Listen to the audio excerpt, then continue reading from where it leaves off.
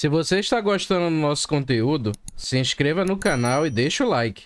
E não se esqueça de comentar no vídeo de que cidade você está nos assistindo, para assim a gente saber até onde o nosso vídeo está chegando. E agora, vamos ao relato de hoje. Me chamo Tarcísio.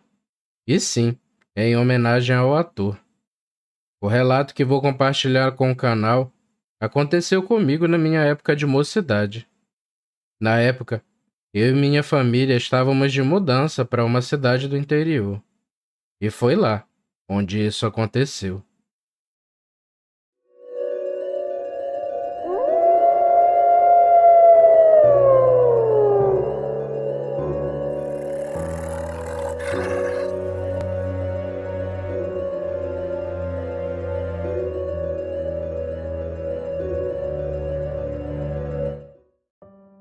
Bom, isso aconteceu na década de 90.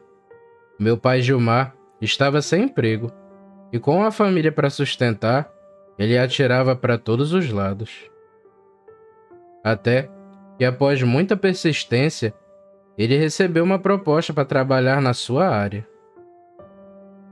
O meu pai tinha especialização em serraria e em alguns locais essa profissão é conhecida como marceneiro. Ele era bom em fabricação de móveis e até mesmo em transformar peças brutas de madeira em peças específicas, como tábuas e flechais, muito utilizadas na construção de moradias. Mesmo a contragosto de minha mãe, nos mudamos para o interior. Tudo estava sendo um período de adaptação bastante complicado para a gente. Eu tive que me afastar de todos os meus amigos que tinha na escola, e minha mãe de sua família. Apesar de todas as dificuldades, depois de algumas semanas conseguimos nos misturar. E enfim, eu tinha feito meu primeiro amigo, e seu nome era Patrick, e o sítio que ele morava ficava próximo à nossa casa. A princípio, nós morávamos de aluguel, e após alguns meses morando naquela cidade do interior, quando pensávamos que tudo estava bem, meu pai infelizmente sofreu um acidente de trabalho, pois uma grande peça de madeira tinha caído em cima dele. Naquela época, meu pai ficou vários dias hospitalizado, e minha mãe ficou bastante aflita em como viveríamos a partir daquele momento. E apesar de todas as dificuldades, de certa forma, meu pai se recuperou, mas devido às suas limitações físicas, meu pai conseguiu se aposentar por invalidez. A essa altura, todos já éramos apegados a morar naquela cidade. Então meu pai pegou seu dinheiro da aposentadoria e comprou um sítio, que ficava bem perto de onde meu amigo Patrick morava. A cidade grande não era uma opção para os meus pais, e viver ali por mais alguns anos não seria de todo ruim.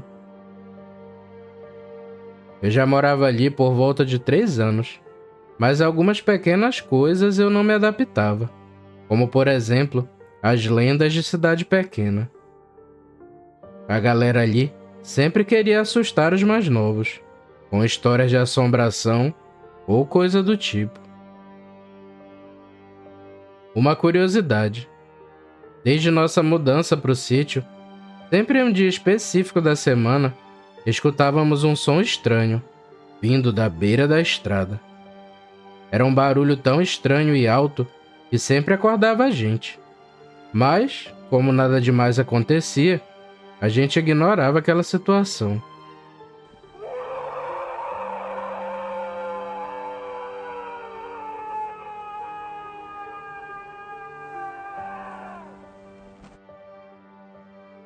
Eu até conversei isso com meu pai, mas fui aconselhado a não tentar espiar nada. Que interior era assim mesmo. E já que aquela coisa não mexia com a gente, não tinha por que a gente se incomodar, e devíamos continuar ignorando isso. Lembro de uma certa vez em que estava conversando com o Patrick, e perguntei para ele se ele escutava o barulho que sempre passava na estrada. O Patrick disse que era um lobisomem e que sempre tinha que pagar a sua sina, e que os antigos falavam nisso. Inclusive, ele disse que sabia quem era o lobisomem da cidade. Incrédulo, eu disse que esse tipo de coisa não existia. O Patrick insistia e disse que era o velho Zeca que virava bicho. O velho Zeca vivia isolado num sítio mais afastado de onde a gente morava. Ele era um homem recluso e não tinha família. Tinha uma aparência calma e taciturna, e mesmo todos conhecendo ele, ninguém tinha intimidade e nem falavam muito com ele. Como o moleque é bicho atentado, eu e o Patrick combinamos de descobrir se o velho Zeca era mesmo um lobisomem. Conversamos que um iria inventar de dormir na casa do outro, e conversaríamos com nossos pais, claro, para pedir permissão. Mas, na verdade, a gente ia para a porteira do sítio do velho Zeca, para descobrir a verdade. O dia da semana chegou, e era uma sexta-feira. Já tínhamos combinado tudo. E depois das 18, eu saí de casa e me despedi dos meus pais. Peguei minha bicicleta e fui ao encontro do Patrick. Lembro como se fosse hoje. Ele ainda levou alguns lanches na mochila e ficamos ali, esperando anoitecer, para ver se realmente aconteceria algo aquela noite. Em frente à porteira do sítio do velho Zeca, tinham duas mangueiras bem grandes. Então, a gente subiu em uma dessas árvores e ficamos ali de guarda. Aquelas árvores eram tão grandes que encostavam uma na outra. As horas se passaram, e aos poucos fomos escutando barulhos. Começou com um gemido de dor, e parecia ser o seu Zeca. E depois de algum tempo, se tornaram gritos, semelhantes ao que escutávamos quando aquilo passava na estrada.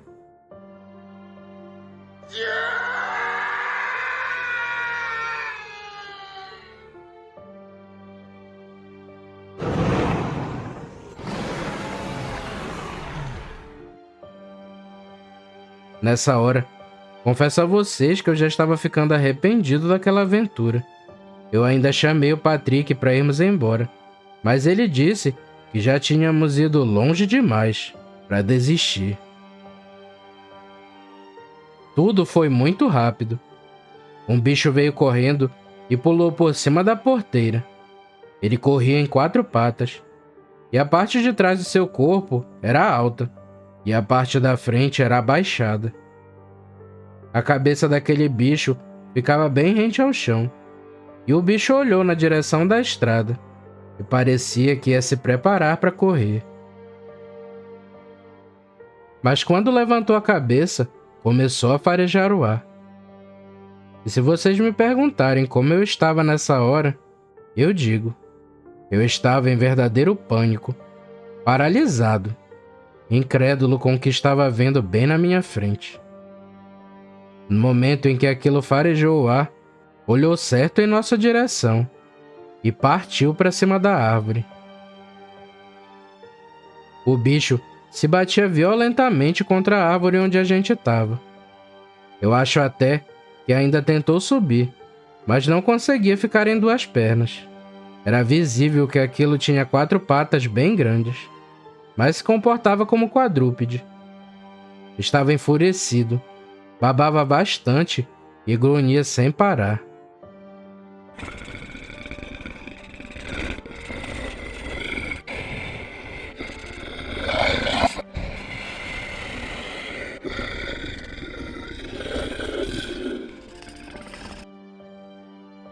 Nessa hora, eu só gritava e chorava, abraçado com o Patrick, enquanto aquela coisa continuava se jogando contra a árvore.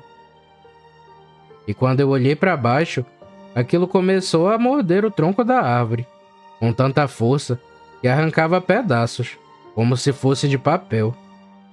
E eu tive a impressão que a árvore ia tombar, já que os pedaços arrancados se tornavam cada vez maiores. Nessa hora, eu sentia que se aquilo nos pegasse, ali seria o nosso fim. E no desespero, eu chamei pelo velho Zeca e pedi para ele não nos fazer mal. E eu gritava: "Para, seu Zeca! Eu tô arrependido, não mata a gente não!" Depois de gritar isso, aquela coisa balançou a cabeça, como se estivesse confuso por um momento. Ele nos olhou com aqueles olhos negros que pareciam até que ia nos engolir. E após uma pausa, aquele bicho só olhou e saiu correndo em direção à estrada, gritando e cumprindo a sua sina. Mesmo com muito medo, os barulhos já estavam longe da gente. Eu desci com o Patrick o mais rápido possível da árvore. Pegamos nossas bicicletas e pedalamos o mais rápido que podíamos. A casa do Patrick era mais perto, e por um milagre chegamos na casa dele. E de alguma forma, chegamos bem. Foi só a gente chegar na casa dele e escutamos quando o bicho estava voltando pela estrada. Aqueles grunhidos faziam com que eu me arrepiasse até a espinha, mas estava aliviado por estarmos seguros. Mas se vocês pensam que eu tive paz, se enganam. Daquele dia em diante, toda vez que o bicho passava na estrada, ele parava em frente ao nosso sítio, gritando e grunhindo.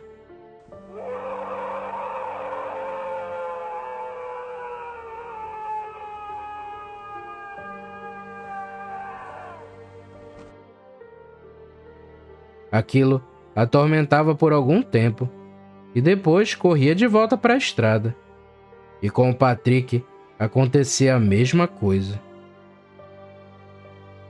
Depois de passado alguns meses, eu e o Patrick estávamos brincando na porteira do sítio, brincando de bolinha de gude.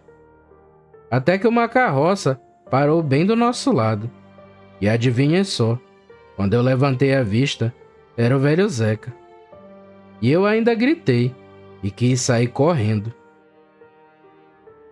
Seu Zeca me tranquilizou e disse que não nos faria mal, mas que ele tinha uma sina a cumprir, e que a partir daquele momento em que descobrimos seu segredo, ele, quando se transformava, sentiu o impulso de nos atacar, e era esse o motivo de sempre parar perto de nossas casas.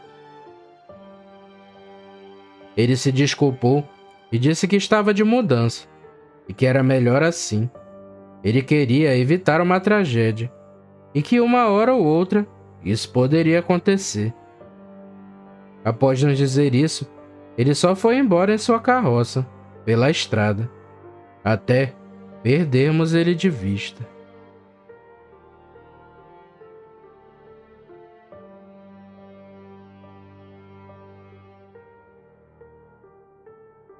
Se você gostou do vídeo, não se esqueça de se inscrever no canal e deixar o like. É um pequeno gesto para você, mas uma grande ajuda pra gente. Nos vemos no próximo vídeo, pessoal. Fiquem com Deus e tchau!